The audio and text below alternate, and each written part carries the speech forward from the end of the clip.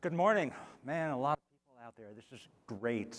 I just have to say, and Terry said this early on in this show, but it is an absolute thrill to see you here in person, to be able to be here with you in person.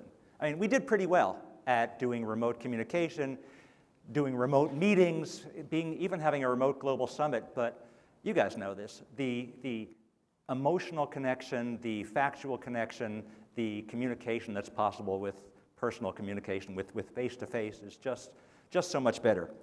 So it's really great to have that, and I'm looking forward to a great show. And the one thing that's an advantage from doing remote meetings, we've solved. You all have name tags, so I don't have any problem with that, which was the number one reason why I usually like to peek at someone's online persona. So it's great to see everybody. So today, we're going to talk about our product roadmap a little bit. We're going to talk about really what's, as the sign says, what's new, what's next. We're going to spend some time talking about our product strategy, where it comes from, some of the 5 or 6 key points that really are driving us right now. And then we have several different things where we're able to give you demonstrations. So we have 4 of our InterSystems stars who will be on the stage here, and we've got hopefully working demos to go with you, and we'll talk about some of the newer innovations that we've been able to do over the last year in support of that strategy and in support of you. So let's get started. So we'll talk about some of the drivers. Now, Don gave you some pretty good lead-in on what's driving us and what's driving you, really. There's really lots of different things. Don spoke about really 3 legs of the healthcare driver stool: economics and consumerism and the maturity of technology. I agree with that completely. I do work for him, after all. And I think that I would take it down to a little bit more of an applied level, and probably some of that reflects what you've been hearing this morning. So kind of from right to left over here, we're seeing much more use of bigger and bigger data sources, whether it's because institutions have merged. We've seen large research organizations merge across an entire country, whether it's the whole national COVID data collection pieces that have been going on, whether it's just larger data for appropriate AI collection, and then tools that are mature to support them in the cloud, the use of FHIR for greater communication. This is just a big technological advance that we've been embracing and which really drives some of your growth and some of what we're doing to support that. Kind of moving to the left, extended data. So it's not just the classic data you have in an EHR anymore. It's not just lab tests and medications and all of that. That's still important. But now we have supply chain data. Now I have to know whether my resources match up with my patient need. Now we have social determinants, which sometimes are difficult to capture or sometimes are captured at the community level. We have community things, COVID wastewater numbers to be able to really give you a sense of what's going on in your local pandemic status. So being able to have all those different kinds of new data, which is kind of unfamiliar to kind of the classic environment, has been a really important driver for us. Eduardo talked a lot about consumerism, talked a lot about what happens when the patient is involved. Don talked about some of this also. But you have patients who are interacting with the providers because they're part of a continued care plan. You have patients that are interacting with their own apps and getting their own guidance. You have patients who are consumers who are talking to your website, and you want to have data to be able to understand them so you know which ones you want to bring in, which ones you want to set up programs for. All of those are very important. As an emergency doc, which I still do part-time, one thing I'm seeing, and I'm sure a lot of you also, the volume is huge. The patient volume is huge because people didn't get their care for the last 2 years, and some of their problems have advanced to dangerous areas, and now they're coming in for me for emergency care or for you for primary care or anything else. So volume is up, but the resources are down. We can't get nurses. We can't get appropriate specialists in all the places. And what that means from an organizational standpoint, I'm sure you know, is that we have to distribute care. We have to be able to say, I can't have 5 cardiology centers all in this zip code and none over there. I have to be able to take a patient that's seeing somebody in the hospital and send them to that center for their neurology thing and send them to that center for their nutrition thing. And all of these are data centers very often disconnected data centers, and putting them together has been the kind of thing that HealthShare in particular has been doing in its entire life. And then use cases. On top of all of this technology, all of this foundation, it's what you're actually doing with it. Like Tom just showed us about this remarkable use case to be able to address dementia, which touches my family. I'm sure it touches many of yours. So, but also prior authorization and risk adjustment, being able to measure quality metrics, being able to improve on quality metrics.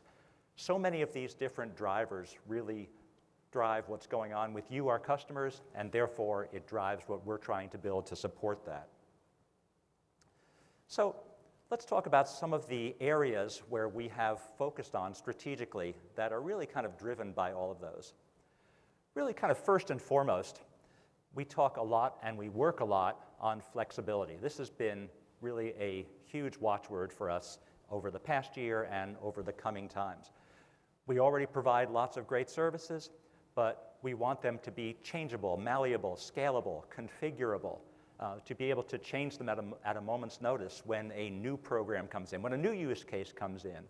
I want to be able to take my existing tool set, my existing components, and being able to configure them, ideally low code, no code, so that you yourself can build these on top of HealthShare, on top of data platforms, on top of Iris. Also being able to do faster upgrades, more component-based upgrades, so that it's easier and faster for everybody to be on the most modern version and get all the most modern benefits.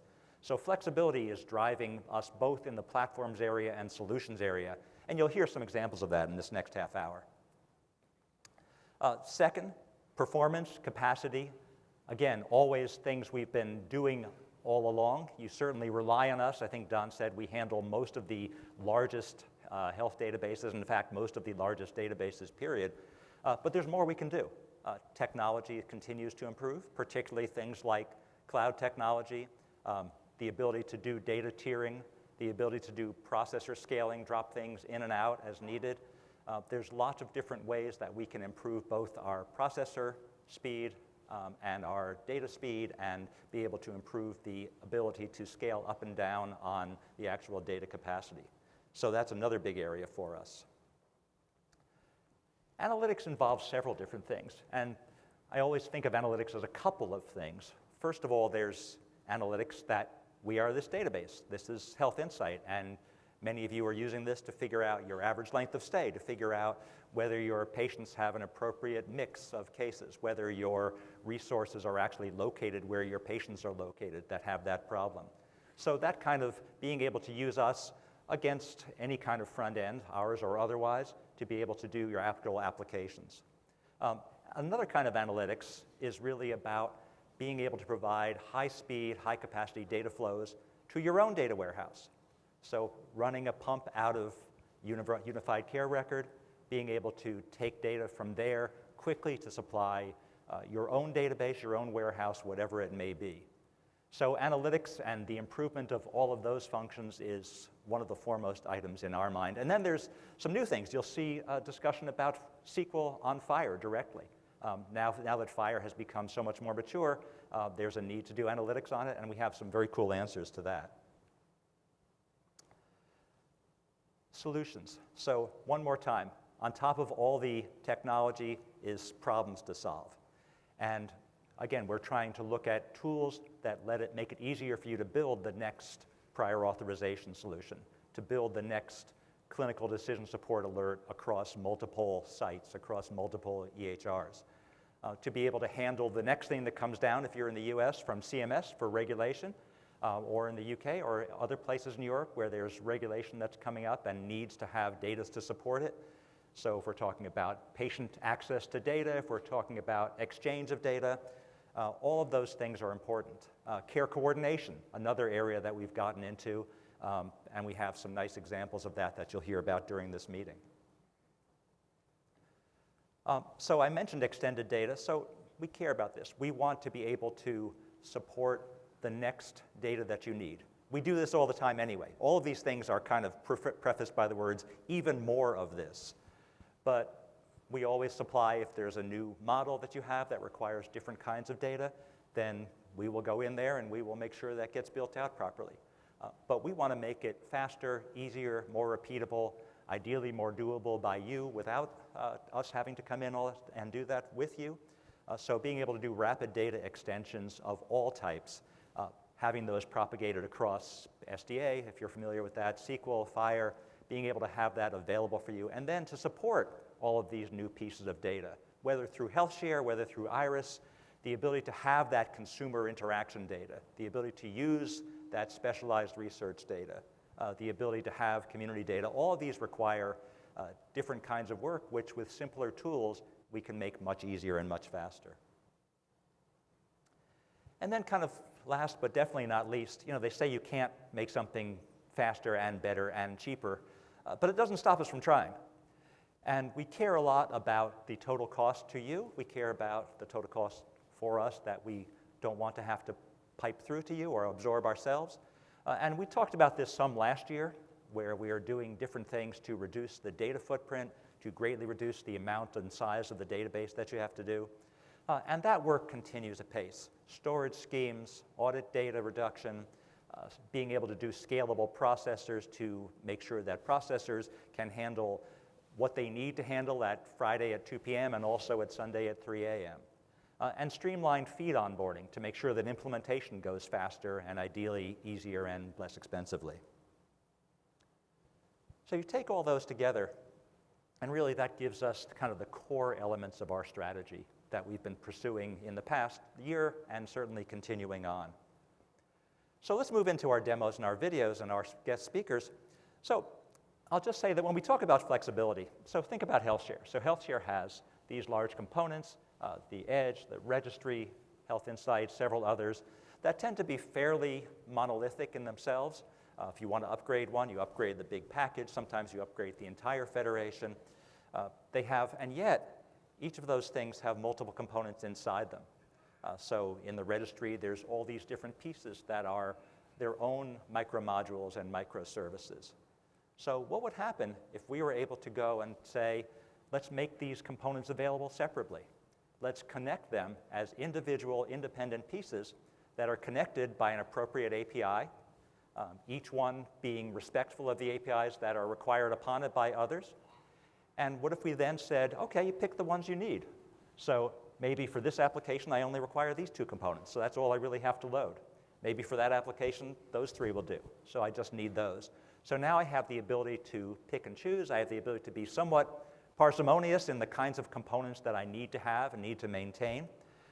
And then further, if I find that this one is kind of resource limited, if it's a cloud module particularly, I go and scale it up. I add another one. I add another one. The rest of the foundation is unaffected and works right out of the box. Or maybe this one over here is ready for an upgrade. So instead of upgrading all of HealthShare or upgrading the entire registry, I just upgrade that module. And it connects to the APIs like it always did. And as long as they fit the conditions, this will work fine. So this is a lot of what we've been doing in terms of platform flexibility.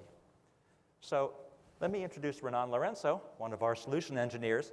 And Renan's going to show us how to take it to the next step, where we not only have these things we can deploy, but being able to do instant deployment of modules in the cloud without coding. Thank you, Jonathan. Morning, everybody. So we're not strangers to working in the cloud. We have been doing that for quite some time. And as we expand, we are advancing our strategy even further. And I'm really excited to bring you a piece of our vision as a company, where we land as how to solve a lot of the problems we have and how to bring all that into the cloud. By leveraging a visual portal, we can deploy composable services into the cloud, making it simpler and easier to manage and integrate those services. By adding a control plane onto the data fabric, we can streamline deployment. As we appreciate that healthcare use cases have a higher degree of complexity, our aim is to be the powerful yet simple component to success. I will walk you through how we can deploy HealthShare Patient Index Cloud into a pre-deployed cluster of components using our control plane. So let's dive into it. What you see here is a set of data entry points and a router. But before I get into that, I want to bring you back to the fact that I will deploy HealthShare Patient Index Cloud into this cluster. So let's do that first, and then we can dive into some more details. I will go to the service catalog here, select my Patient Index Cloud. I need to fill up some details, like naming my deployment. So just call it Patient Index. I'll give it an internal name. So that will be awesome, MPI. I need to select a few resources. So when deploying this into the cloud, I know the size of the resources I'm going to have to use. Because the idea is to simplify, the control plane already knows that I have a router deployed, and it knows how to plug HealthShare Patient Index into it, making the pipeline to work. So I'm going to select the existing router and some extra stuff that I require to deploy that. And that's pretty much all that I had to do to deploy HealthShare Patient Index. So just like that, we have a new component to this diagram that just became larger. We can see here in the background that something has already kickstarted. Basically, it's a deployment of Patient Index into AWS, leveraging Kubernetes. So that should take some time. While that is happening, let's go back to what we see here. As I mentioned before, you have on your left side some data entry points. So this is pretty much just data feeds that are leveraging AWS S3 bucket as the data entry point. The data consists of patient demographics in the form of HL7 ADTs. So once that information gets into the system, because the control plane allows for this connection of all the logical endpoints, the data then flows through the router, and once in the router already knows that I have a new patient index deployed, and the information then flows to patient index. So when that happens, patient index will do exactly what it's meant to do, which is pretty much match all the patients based on its definition. So the one important factor here is that once we actually automate deployment to this degree, we can embed best practices into every deployment, making it consistent, replicable into pretty much everyone that is using it. No matter the size that you are looking for, you're always going to get the best what we have to offer in terms of deployment, because we are automating all that. And as you saw, like a couple of clicks, we were able to achieve that. We can see that we already have our patient index running here in the background. So I'm going to access that new deployment. So if I access here, this will ask me for a new password. There's a new deployment, so I can just log in into the system, make sure that everything is up and running. So now we need to see, patient coming in. As I mentioned before, the patient data will come in the form of HL7 through AWS S3 bucket. So just going to load some patient information, and we should start seeing things happening in patient index. So we give it a moment so the data can go across, and you can start seeing that, okay, the graph is changing, and you can see that, okay, something is happening. What you're seeing now is that patient index has been deployed in the cloud pretty fast, and now you have what is meant to do as a software just happening right there. And you can look at, to the left of the red line, you have all the known matches. To the right of the red line, you have all the potential known matches. To the left of the green line, you have the potential matches, and likewise, to the right of the green line, you have all the matches. So this is patient index leveraging all its linkage definition to actually match patients. So before I leave, I actually want to leave you with one thought. In the last couple of minutes, you spent more time looking at me explaining all the stuff than what it actually took to deploy a fully functioning MPI into the cloud. How awesome is that? Thank you. All right.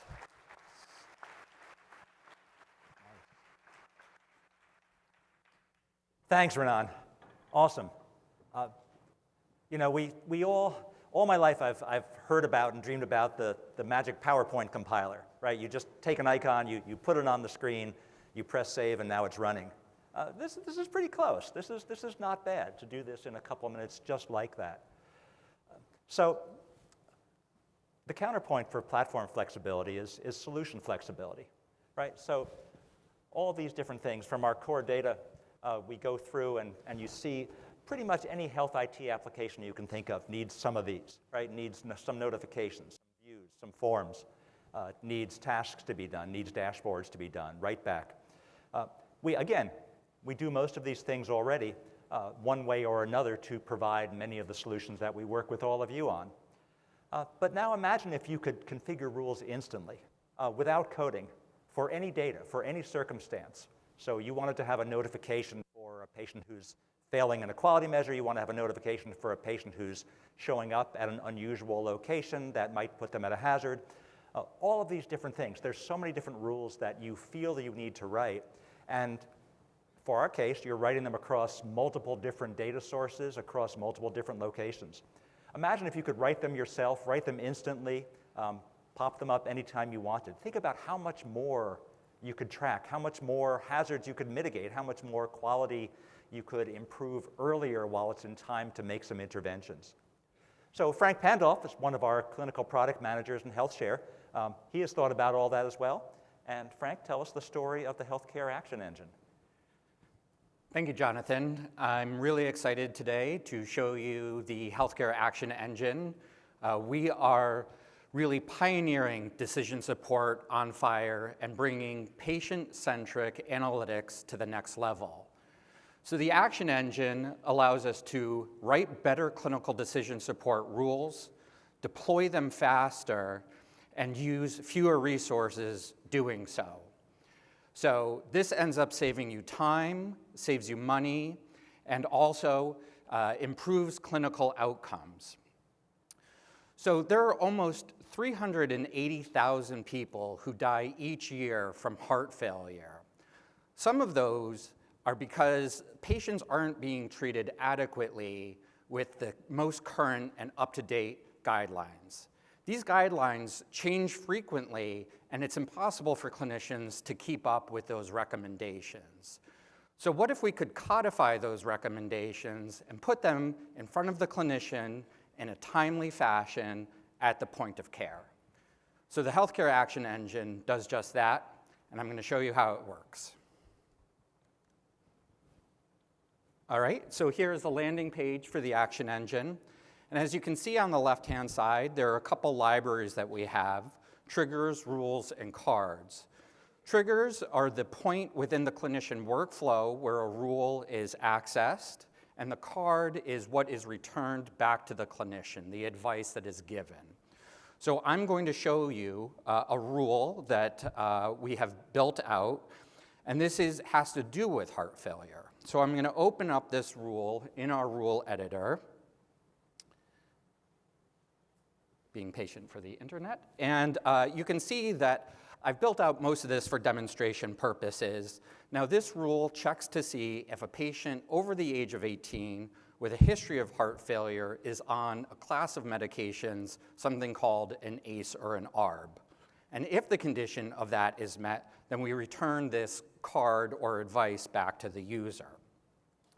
So I'm going to show you how easy it is to add another expression to get data out of the FHIR endpoint.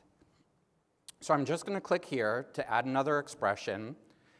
And the way that we get data out of a FHIR endpoint is creating a query. So I'm just going to name this as history of heart failure. And we're writing this against a FHIR R4 endpoint. So I'm going to choose that. And then here you can see a number of different FHIR resources. We've narrowed this a little bit to be a little bit more easy to use and clinically relevant, but I do want to show you that the Action Engine and this rule editor can access any FHIR resource. So this means that you can actually write rules against things like device data or claims data. The amount of different information is really only constrained by data that can be represented within the FHIR data model. So to do something with systolic heart failure, we're going to say that there exists, the patient has, we want to check to see if the patient has heart failure. So heart failure is a condition, and this condition is defined by a code. And there are several different coding systems to define heart failure. One of the more popular ones is ICD-10, and I'm going to paste in a couple codes that I know of for heart failure. And you may also be an institution that uses more than one coding system. Another popular coding system is something called SNOMED, so I can put those in here as well. FHIR doesn't constrain the actual coding system, so if you have your own custom coding system with codes, that is also acceptable. These are just some sample ones that we've put in here. And I want to show you actually what the Action Engine has done in the background. So this is the query that it's created, and it's done this for you. So you can see that this is a very syntactically dense string of characters. And in order to do this, someone would need deep FHIR knowledge, clinical expertise, as well as being a software developer.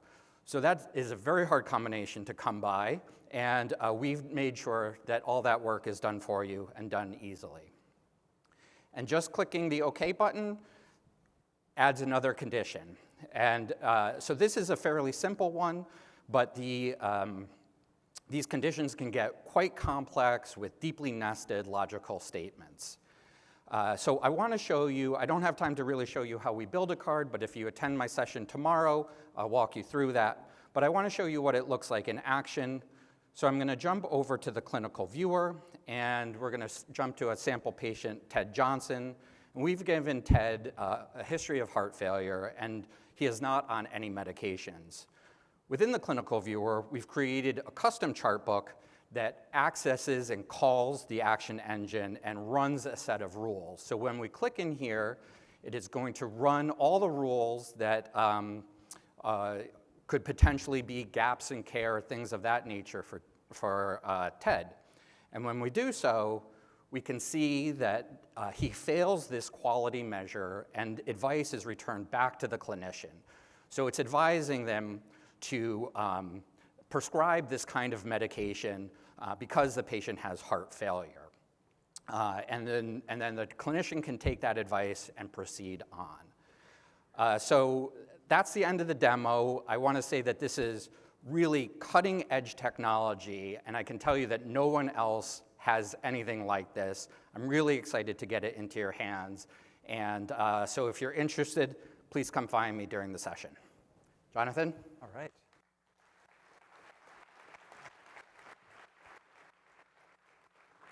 Thanks, Frank. This is tremendously exciting stuff. I've done clinical decision support in one form or another for my whole career, and it's remarkable to see how it has extended in its flexibility and its tool set, and also how it's extended far beyond the data boundaries of any one electronic health record. So, about use cases. Another high-value use case that lends itself to InterSystems technology is prior authorization. So Linda Rowe is our senior advisor for value-based markets. Linda describes a project that combines provider and payer data and workflows to fulfill some of the new US government regulations.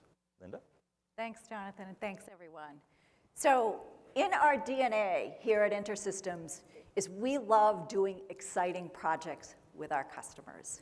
So when UC Davis approached us and said, we want to do this project with you using leading-edge technology, using FHIR, using interoperability and workflow to solve for prior authorization, we were incredibly excited. So UC Davis brought with them their payer partner, Centene. And it really was a collaboration between all three organizations.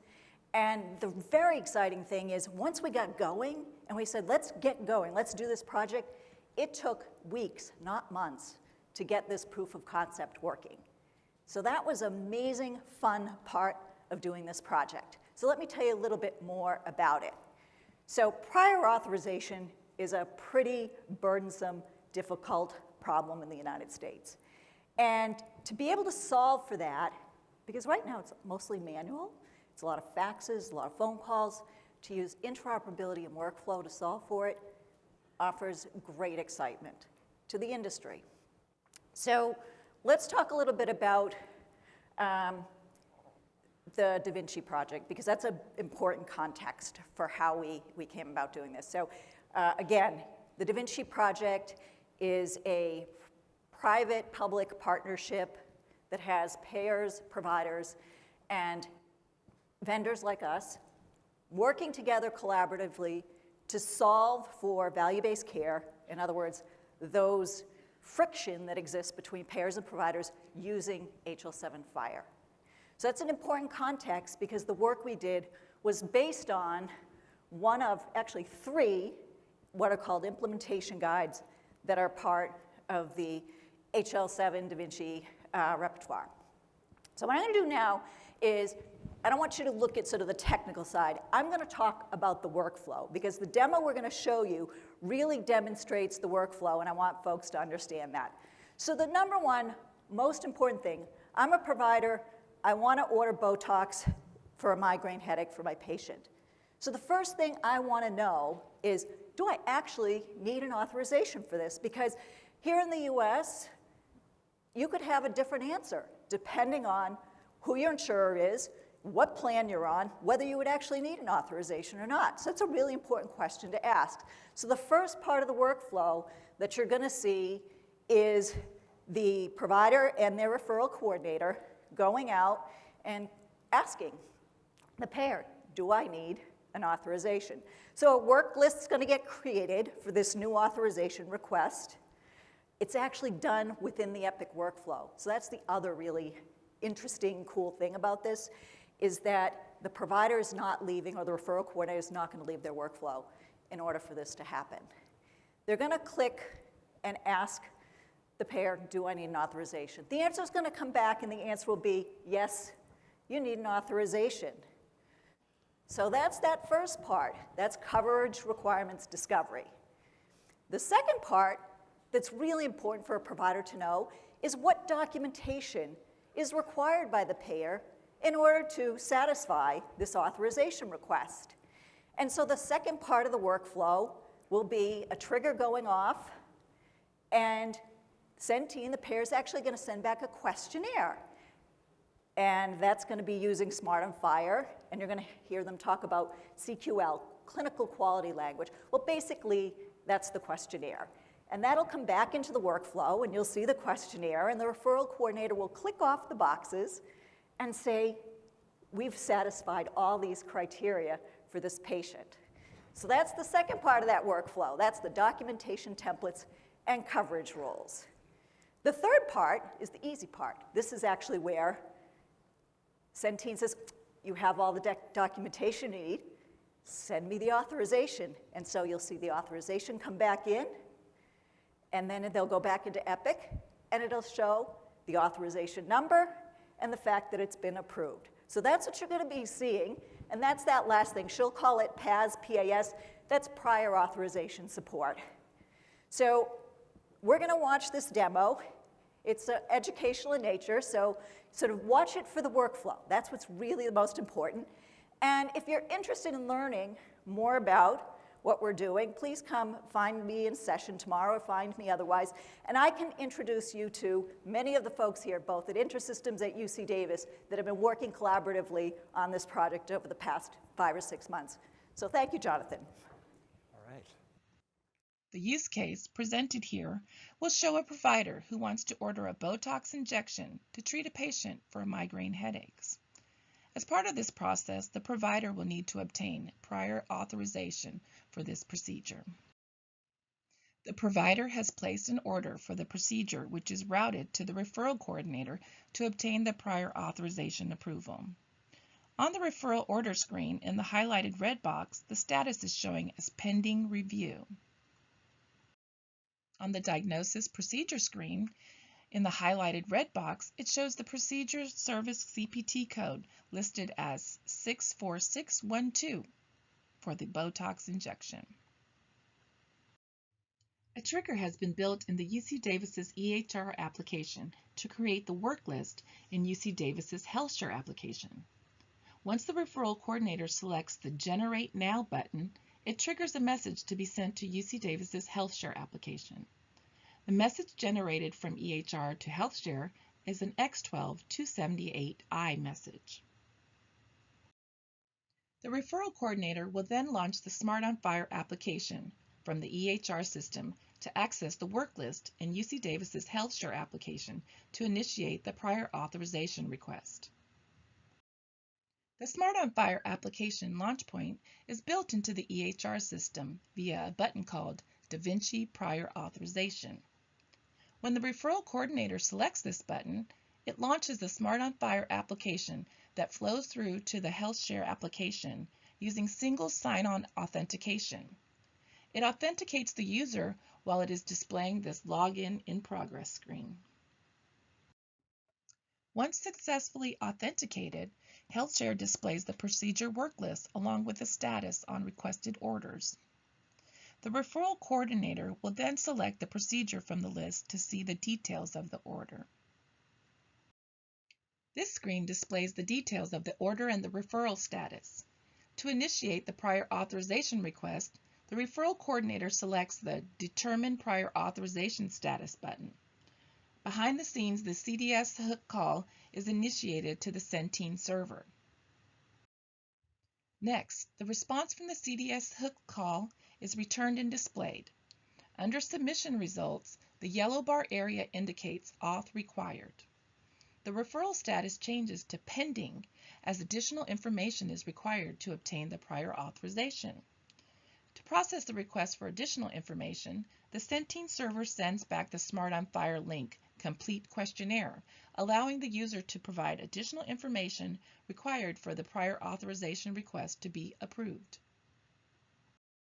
Centene's Smart on Fire application uses a CQL query to display the additional information needed for the prior authorization. As part of the CQL query, the collection of additional information is displayed. The referral coordinator will answer these required questions, then select Submit. UC Davis's HealthShare system initiates a PAS call to obtain the final authorization status and approval code. The PAS call response is returned. The referral status is changed to Approved, along with the approval code for this request, which is displayed as the authorization number 10968. Once the final approval status is received, a message is sent from HealthShare to the EHR system to update the status. This will be an X12-278 message. In the referral order screen, the status now shows Authorized. This concludes our demonstration of the DaVinci implementation for prior authorization. All right, so see now 2 applause lines on 1 demo. It's a little bit unfair. Thanks, Linda, and thanks to our colleagues at UC Davis and Centene for all the work that was necessary to do that and for the potential to do it for others. So for our final demonstration, let's go back to foundational tools and extended data. We talked about SQL combined with FHIR. Patrick Jameson is the product manager over our health informatics platform team. Tell us about doing SQL analysis directly and instantly from FHIR data. Thanks, Jonathan. I'm delighted to unveil a new capability for Iris for Health that I think you'll find very, very useful. What we found over the last year or two is more and more of our customers are using FHIR and collecting a lot of data in their FHIR repository. As they do, they have been very interested in doing FHIR analytics. Some even building their own solutions to do this. Next slide. If you look, though, inside a FHIR repository, what do you see? Well, you see a lot of long JSON strings. These strings are definitely not relational, difficult to do any kind of analysis. Next slide. So there are few choices in the market. Neither one is optimal. First, you could use an open source language called SQL on FHIR. It's not ANSI SQL. It has special operators, and it does not work with normal business intelligence tools. If you're an engineer and you understand FHIR, you could use FHIRPath. This is a very powerful language. You could extract from those JSON strings any structure you want, but you need to move it or copy it to another data repository so you could do your analysis. We thought we could do better. IRIS is a multi-model translytical database.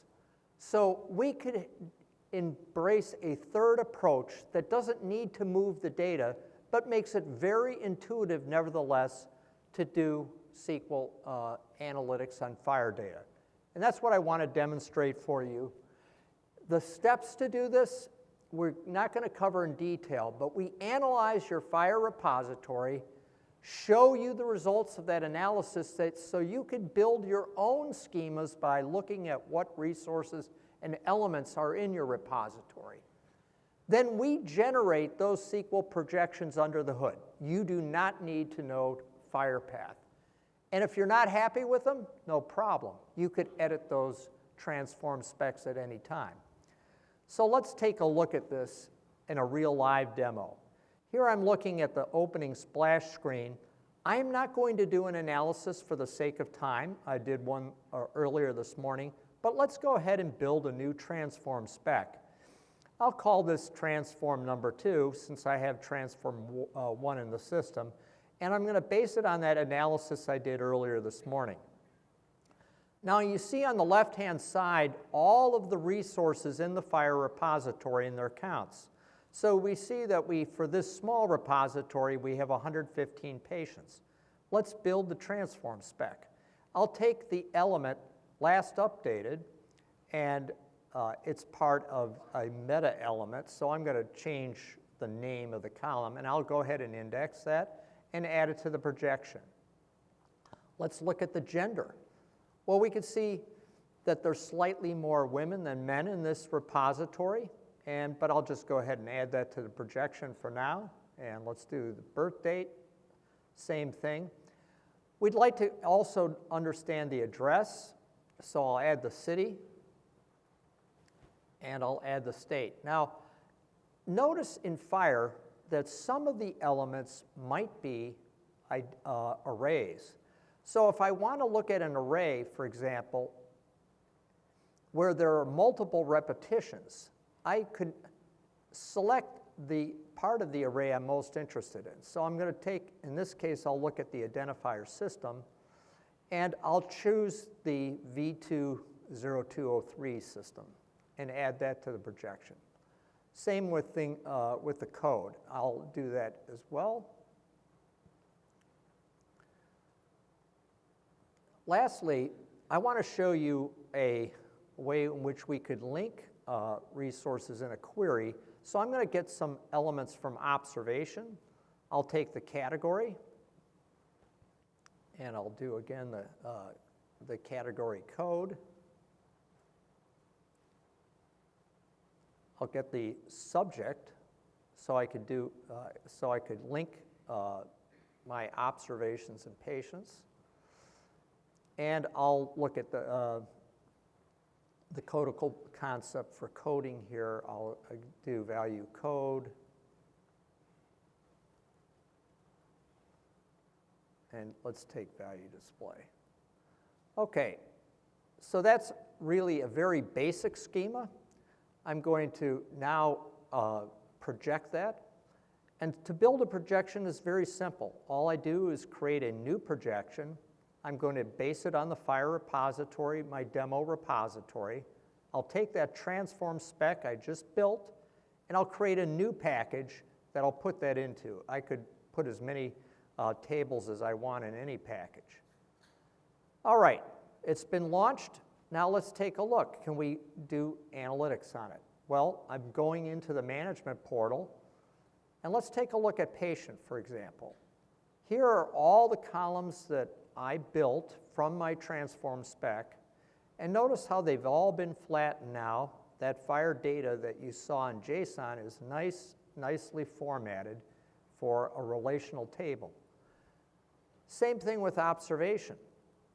I could take the observation and execute that, and you'll see, again, all of that's been nicely flattened. Now, what if I want to join the two together?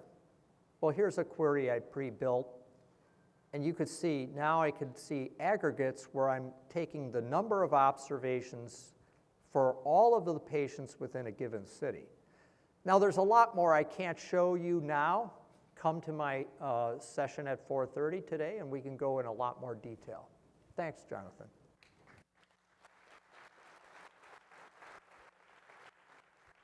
Thank you, Patrick, and thanks to all of our presenters. There's been really some kind of stunning work that's gone on in the last year that we hope benefits many of you. So I know I'm between you and lunch, something else that doesn't apply to virtual conferences.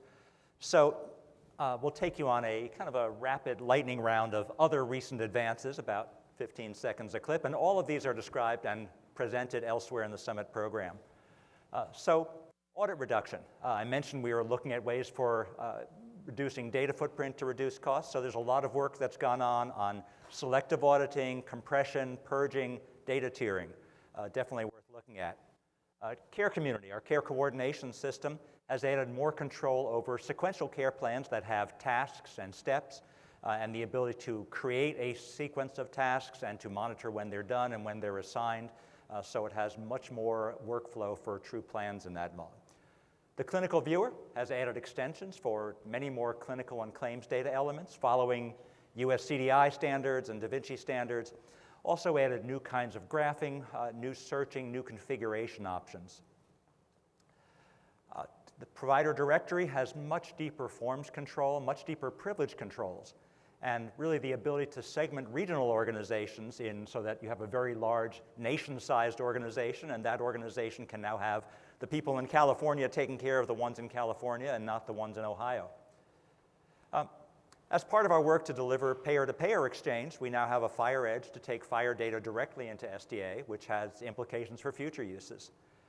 And the package manager is an really an important component of modularity. It's important for rapid deployment. Definitely do not miss that session if you want greater control over your overall implementation. And then we've also added all sorts of data extensions to support some of those programs, US CDI and the rest. And personal community, our patient application has undergone an extensive UX revamp, an extension at much better user interface, much more functional, I would say much more beautiful. It's a very worthwhile thing for those of you that are making use of it or wish you could. So if you want to hear more about our presenters today, these are their own sessions for the 4 sessions that we just talked about pertinent to our demos. But again, in your agenda are all of these things, and you'll have chances to learn about every one of them. So that's the story of InterSystems Healthcare, new advances in strategy going forward and going in our recent past. And as some of our presenters said before, as Eduardo said, as Tom said, at the end of the day, this is healthcare, right? This is your mother getting good treatment after a stroke, right? This is your uncle doing the right things so that he doesn't get a stroke by following quality guidelines. All of this is based on appropriate use of data, appropriate passage of information to the patient, to the providers, to the payers, everybody else. So there's really nothing more important than serving the needs of healthcare. So we believe that with our strategy and our tools, you can serve an awful lot of those needs. Thanks very much.